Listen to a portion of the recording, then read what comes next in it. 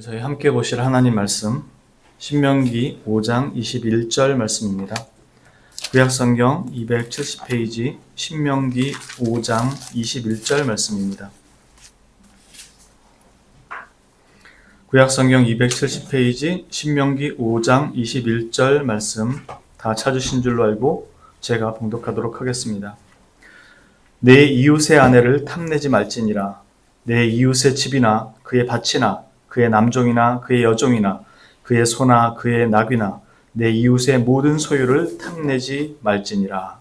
아멘. 예, 오늘 저희 그 10계명 이제 마지막 10번째 계명입니다.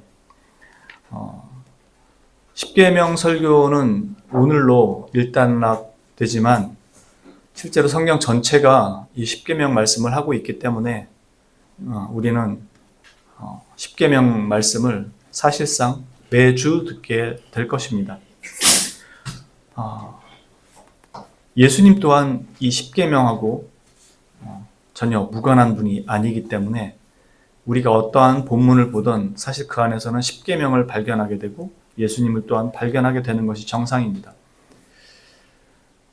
요 몇 달간 저희가 10계명을 살펴본 그 이유는 우리가 앞으로 보게 되는 이 늘 성경에서 보게 될 그 말씀의 기초적인 이해를 여러분들이 가질 수 있도록 하기 위해서 살펴봤던 것이었습니다. 그래서 저희가 5년에 한 번 정도씩 10계명을 다시 한번 살펴보고 상기하는 이유도 사실 거기에 있습니다. 인간은 애초에 하나님의 형상대로 지음을 받았기 때문에 영원이라는 것을 사모하고 천상의 것을 사모하는 존재로 지어졌습니다. 그러나 아시는 것처럼 인간이 죄와 타락으로 하나님께 벗어나면서 하나님과 관계가 단절되면서 자신의 필요가 어디로부터 오고 무엇을 채워야 하는지를 잃어버렸습니다. 그래도 그 영혼에 대한 사모함이 남아있고 왜곡되어 있지만 여전히 그 안에 있기 때문에 무엇인가를 자꾸 그 안에 채우려고 하게 됩니다. 그렇게 이 채우려고 하는 것들을 어디서 공급받는지 모르다 보니까 이 땅의 것으로 자꾸 채우려고 하고 그것이 재물이든 심지어 어떤 윤리적인 아니면 영적인 것이라고 하는 그 어떤 것들도 이 땅에 속한 것들로 채우려 하기 때문에 애초부터 채워질 수 없는 존재가 된 거죠. 오늘 이 10번째 계명에서 말하는 탐하다, 탐내다, 탐내지 말라 이 말은 매우 갈망하거나 아니면 갖기를 열망하는 그 의미를 가지고 있거든요. 아주 강한 소유욕을 말하는 겁니다. 문제는 무엇을 갈망하냐는 거죠. 이것이 오늘 말씀의 핵심된 교훈입니다. 우리는 10계명의 이 모든 기초가 1계명으로부터 시작한다는 것을 이미 배워서 알고 있어요. 여러 가지 내용이 있지만 가장 간단한 내용으로 앞에 8번째 계명이었던 도둑질하지 말라 이 계명이 우리의 필요가 남들과의 경쟁이나 아니면 그들의 것을 취해서 얻어지는 것이 아니라는 것이었죠. 그리스도인의 모든 이 필요는 우리의 삶의 유일한 주권자고 생명의 주인 되시는 하나님께로부터 온다는 것이었습니다. 마찬가지로 내 이웃의 소유를 탐내지 말라 이 말씀도 같은 맥락에서 우리의 모든 소유가 하나님께로부터 온다는 걸 전제하고 있는 말씀입니다. 그런 점에서 본다면 8번째 계명 도둑질하지 말라는 것과 반복되는 말씀처럼 보여져요. 왜 굳이 이것을 여기에 다시 두셨을까? 맨 마지막 계명에 말씀드린 것처럼 탐심이라는 것은 탐내지 말라는 것은 매우 갈망하거나 갖기를 열망하는 그 마음이거든요. 이건 아까 말씀드린 것처럼 무엇을 갈망하느냐의 문제고 동시에 이것은 무엇을 갈망하느냐의 문제 이전에 너의 그 갈망을 요구하게 되는 갈망하게 되는 그 기준이 어디에 있느냐의 문제이기도 합니다. 왜냐하면 이 갈망의 기준이 어디에 있느냐에 따라서 그 갈망의 내용이 달라지기 때문에 그렇습니다. 오늘 말씀해 보면 이 계명의 전제가 뭐냐면 내 이웃의 아내를 탐내지 말라는 것과 내 이웃의 집이나 밭이나 이렇게 나옵니다. 즉 너의 필요의 기준이 지금 너는 어디에 있느냐라는 이 말씀인 거예요. 결론적으로 얘기하자면 이 사람에게 있어서 있어야 될 것에 대한 근거와 기준이 하나님께, 하나님의 말씀으로부터가 아니라 바로 옆에 있는 옆 사람과 자신과의 비교에 의해서 결정된다는 겁니다. 누구는 이것도 있고, 누구는 저것도 있고, 누구는 이것도 하고, 누구는 저것도 하고, 누구는 날마다 뭐 하러 다니고, 누구는 날마다 뭐뭐 하면 뭐뭐 하는데, 할 거 다 하고 사는데 내 인생 뭐냐 이거죠. 난 뭐지? 난 왜 맨날 이 모양 이 꼴이지? 라는 게 그의 삶의, 모든 삶의 기준이 돼버린 겁니다. 바로 내 이웃의 아내를 탐내지 말라. 이건 단순히 탐심을 이야기하고 있는 게 아니고 왜 네 이웃을 바라보고 있느냐라는 것과 똑같은 얘기입니다. 그는 언제나 자신의 삶의 평가 기준이 남들에게 있기 때문에 그렇습니다. 남들 사는 만큼 살아줘야 되고 남들 하는 만큼은 해야 되고 남들 누릴 만큼은 누려야 된다는 생각이 그의 삶 전체를 지배하고 있기 때문에 그렇습니다. 또한 탐심이라는 건 단지 남들보다 더 많이 가지려거나 남들만큼 하려는 그런 마음이 아니고요. 그런 마음뿐만이 아니고 자신의 상황과 형편을 훨씬 넘어서 남들처럼 다 하고 싶은 것 또한 탐심에 속합니다.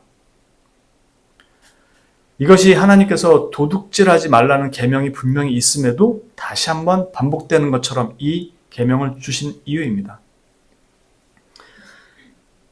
그의 마음이 전적으로 하나님을 향하고 있지 않다면 그의 눈과 마음은 언제나 이 땅에 속한 사람, 주변, 이웃으로 향하기 때문에 그렇습니다. 만일 단지 소유의 양이 부러워서 갖게 되는 것이라면 도둑질하지 말라는 계명으로 충분했을 겁니다. 만일 남의 아내를 탐하려는 그 마음이 있었다면 간음하지 말라는 말씀으로 충분했을 겁니다. 그러나 10번째 계명을 따로 주신 이유는 바로 이것 때문인 것입니다. 그에게 있어서 자신의 삶의 모든 판단의 기준이 나와 가장 가까운 그 주변에 그 누군가가 되지 말도록 하신 것이죠. 우리의 평가 기준은 이웃이 아니기 때문에 그렇습니다. 오직 하나님이셔야 하는 것이지 이웃이 되어야 하는 것이 아닙니다.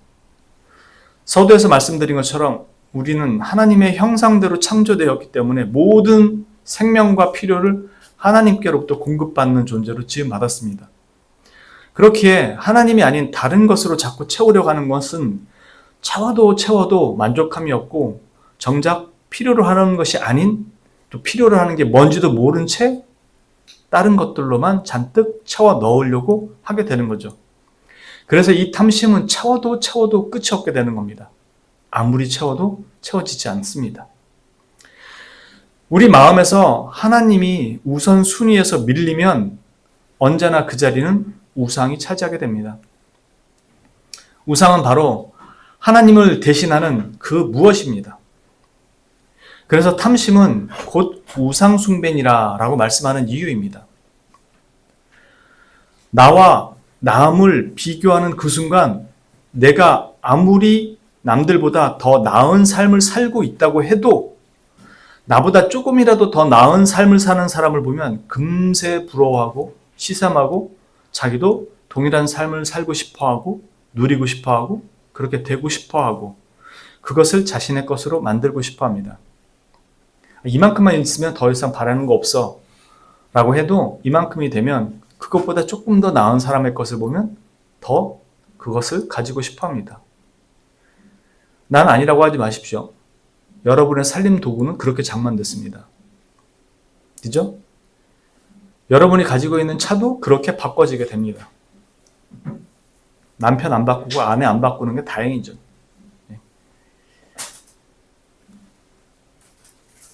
교회에서조차도 자신과 남을 비교하고 시기하고 질투하는 마음에 분노하는 마음이 일어나게 되고 그래서 비방하고 그러면서 짝짝꿍꿍 편을 나누게 되고 그래서 모여서 숙덕숙덕 하게 됩니다.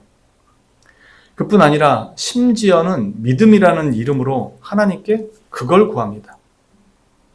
저 사람이 나보다 뭐가 더 잘났다고, 자신이 저 사람보다 못한 게 뭐냐고 따지면서 하나님 앞에 저 사람한테 준 것도 자기한테 달라고 구합니다.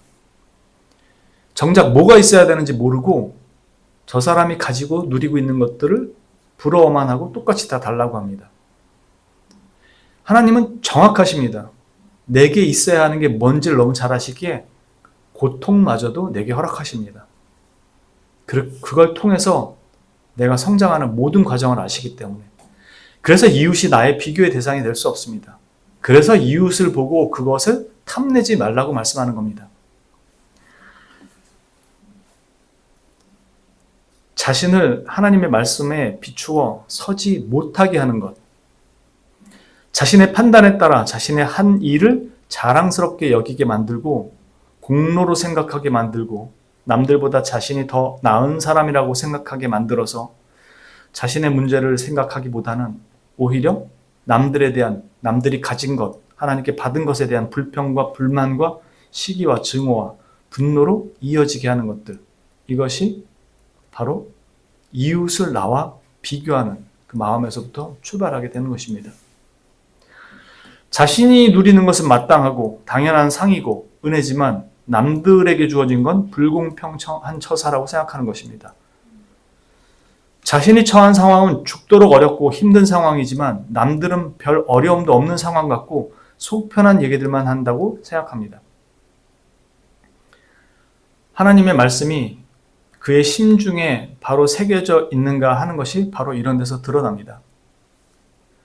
네가 내 인생 살아봐. 그렇게 말이 쉽게 나오나. 그러면서 남의 것만 부러워하게 됩니다. 그 부러움의 대상도 그가 겪는 여러 가지 어려운 상황과 절망과 고통들이 있습니다. 어느 누구나 하나님의 백성인 사람들이 살아가는 삶에서 고통과 절망과 좌절이 없는 사람이 없습니다. 돈 많은 사람은 자식 때문에 속 끓이는 사람도 있을 수 있고요. 자식이 말을 잘 듣고 다 잘해줘도 형편이 안 돼서 힘들어서 헉헉대는 사람도 있습니다. 내 눈에 그것만 보일 뿐입니다. 내 눈에 저 집 아내가 더 나아 보이고 남편도 잘 따라주는 것 같고 하지만 그 집 속사정은 아무도 모릅니다. 들어가 보면 그 집 나름대로의 고통이 있습니다. 다 똑같습니다. 그리고 하나님은 정확하게 각 사람에게 있어야 할 것과 그들이 건너야 할 그 삶의 여러 가지 여건들을 허락하시고 놓으십니다.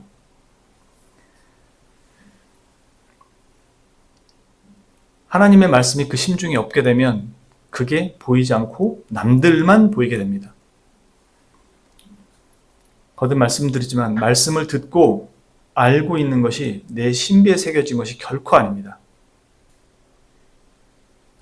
왜냐하면 정말로 신비에 새겨졌다면 이들은 자신의 문제를 반드시 회개하게 되기 때문에 그렇습니다.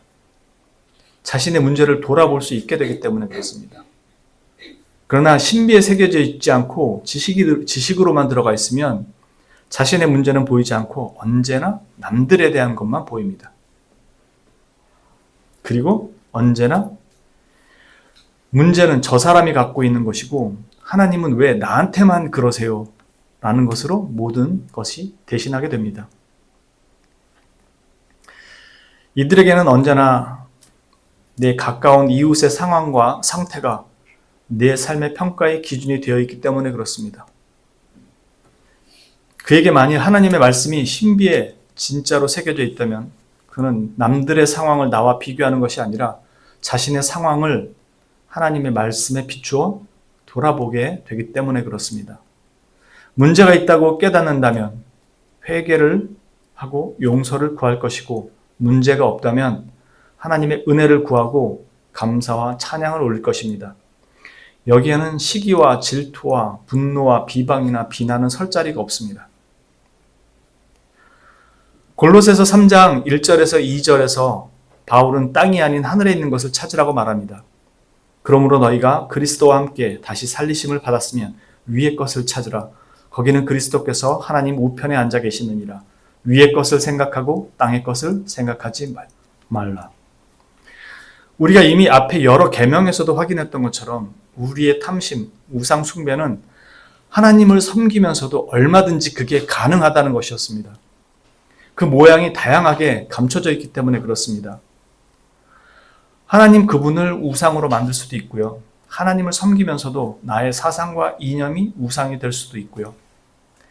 이처럼 믿음이라는 이름으로 우리가 추구하는 그 것들조차도 우리의 우상이 될 수 있습니다.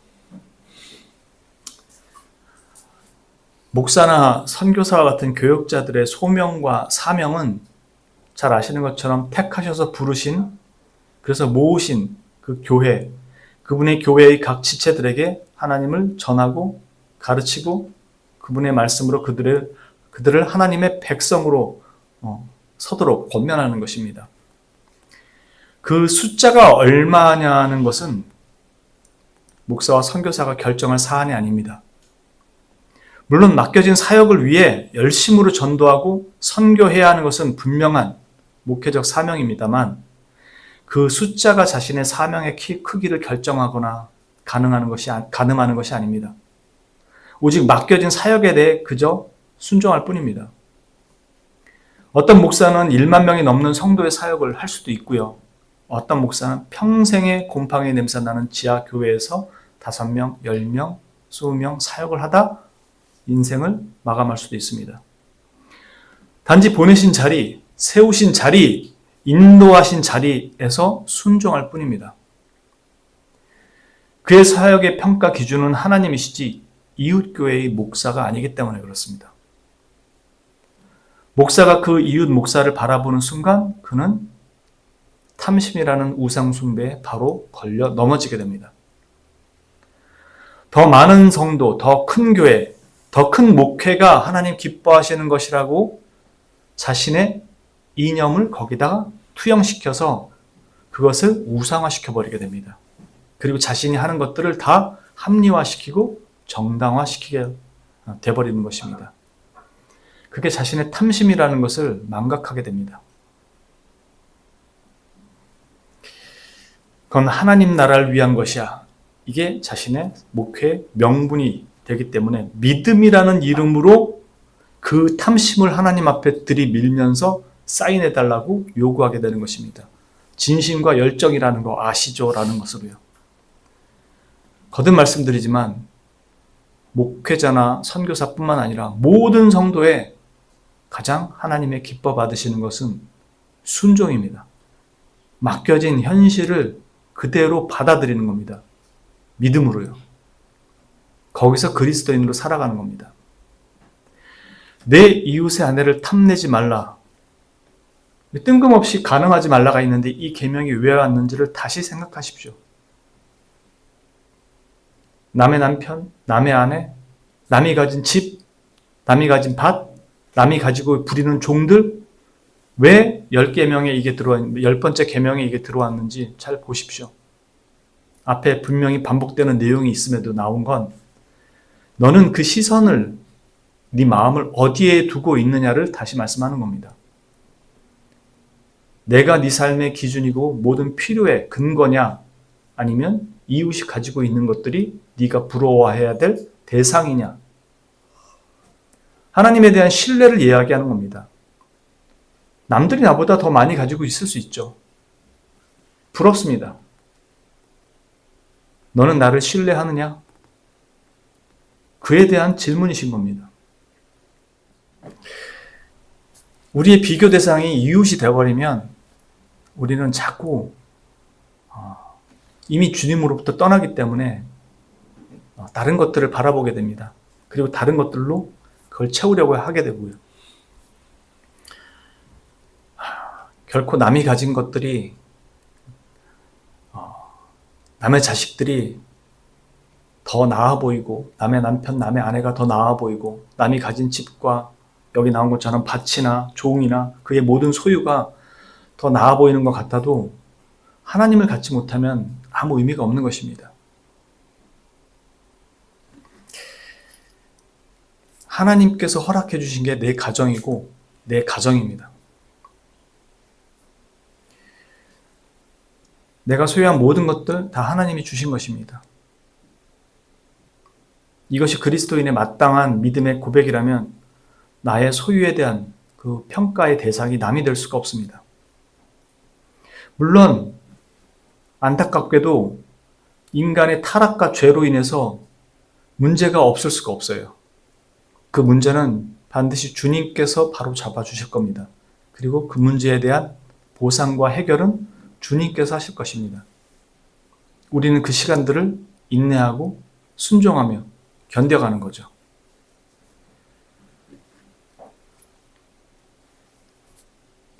세상의 것에 익숙한 사람에게는 그 채움도 세상의 것으로 채워질 때 즐거움과 기쁨이 있습니다.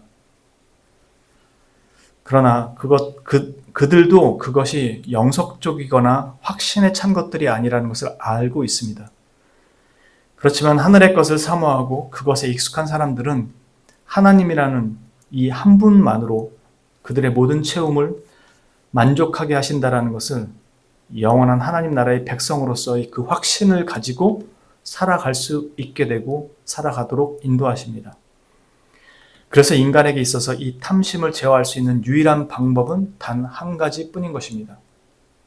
창세기 15장 1절의 말씀처럼 여호와의 말씀이 환상 중에 아브라함에게 임하여 이르시되 아브라함아 두려워하지 말라. 나는 네 방패여 너의 지극히 큰 상급이니라. 이 말씀처럼 말이죠. 가장 큰 상급이신 하나님만이 가장 완전한 만족을 주시는 분이시기에 그분 안에서만 확실한 만족을 누릴 수 있습니다. 이 말은 하나님께서 우리의 모든 필요를 원하는 대로 다 채워주신다는 뜻은 결코 아닙니다. 그럼에도 불구하고 우리의 삶에서 부족함을 느끼지 못할 것이라는 뜻입니다. 그분 자신이 우리의 최고의 상급이 되시기 때문입니다. 민수기에서 하나님을 섬기게 된 제사장 지파인 레위 지파가 다른 지파와 달리 가나안 땅에서 얻을 땅과 재물이 하나도 없는 것에 대해서 민수기 18장 20절에서 이렇게 모세에게 전하도록 합니다. 여호와께서 또 아론에게 이르시되 너는 이스라엘 자손의 땅에 기업도 없겠고 그들 중에 아무 분깃도 없을 것이나 내가 이스라엘 자손 중에 내 분깃이요 내 기업이니라 고 말씀합니다. 내가 받을 수 있는 가장 큰 분깃이 바로 하나님이라고 말하는 것입니다. 탐심을 버렸다고 문제가 해결되지 않습니다. 하나님으로 채워지지 않는다면 그것은 곧 더 심각한 탐심으로 채워질지도 모르기 때문입니다. 하나님으로 만족한 삶이 되어야만 가능해집니다.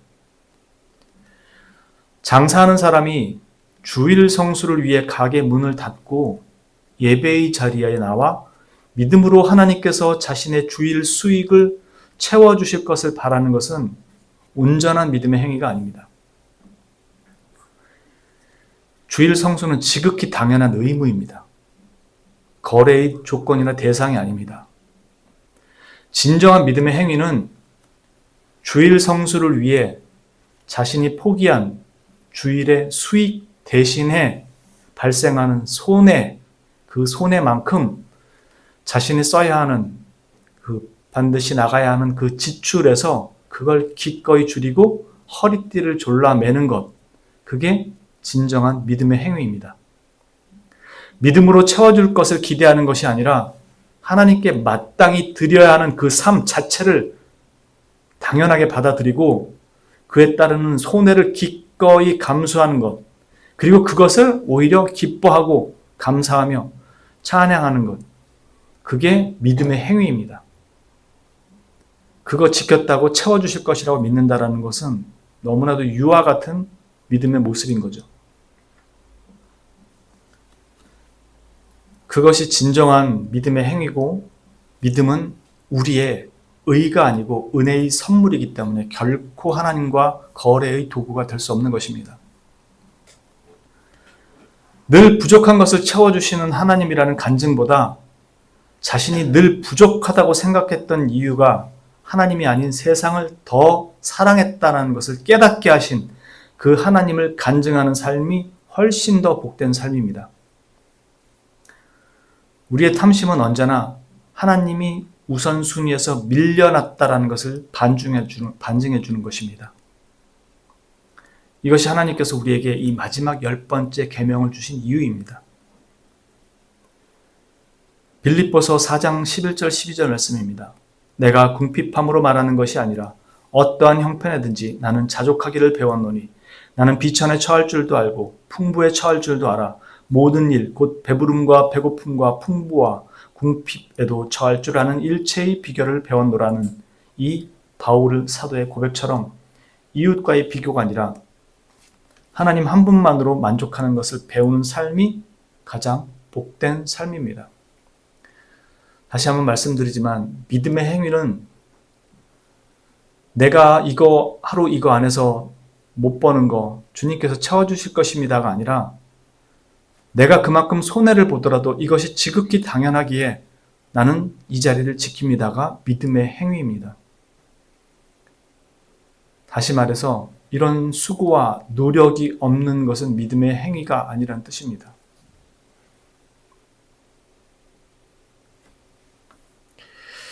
우리의 탐심은 오직 우리의 지극히 크신 상급 되시는 하나님, 주 예수 그리스도만을 신뢰하고 소유할 때 비로소 이겨낼 수 있습니다.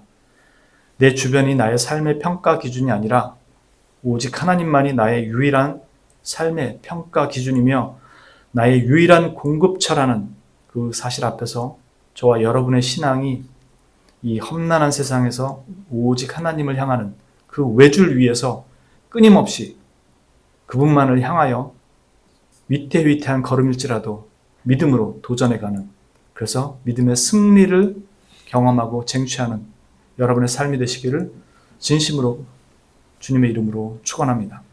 기도합니다. 거룩하신 주님, 우리는 여전히 연약해서 믿음이라는 이름으로 하나님께 자신이 드린 것과 받아낼 것을 거래하려고 합니다. 그 저변에는 여전히 우리 안에 탐심이 도사리고 있음을 잘 깨닫지 못합니다. 하나님을 위해서 내 것을 포기하고 내어드리는 것에 익숙하지 않고 하나님을 위해서 포기했으니까 이것 달라는 게 더 익숙합니다. 하나님, 우리가 진정한 믿음을 가진 자로서의 그 행위가 나오게 하시고 우리가 배운 이 10계명의 이 모습들을 통해서 우리의 삶이 그렇게 진전되어 나갈 수 있도록 주님 인도해 주시고 우리의 마음을 붙들어 주옵소서. 하나님이 인도자가 되어 주시지 않으면 우리는 이 걸음을 올바로 걸을 수가 없습니다. 주의 말씀이 우리의 신비에 온전하게 새겨지게 하시고 그 말씀을 사모하며 따라가는 우리의 인생 걸음이 되게 하여 주옵소서. 우리의 인생 자체를 온전히 하나님께 맡길 수 있는 그런 삶이 속히 오기를 소망하오며 주께서 그렇게 인도해 주시기를 정말로 간구하오며 거룩하시고 우리의 유일한 구원자 되시는 구주 예수 그리스도의 이름으로 감사드리며 기도합니다. 아멘.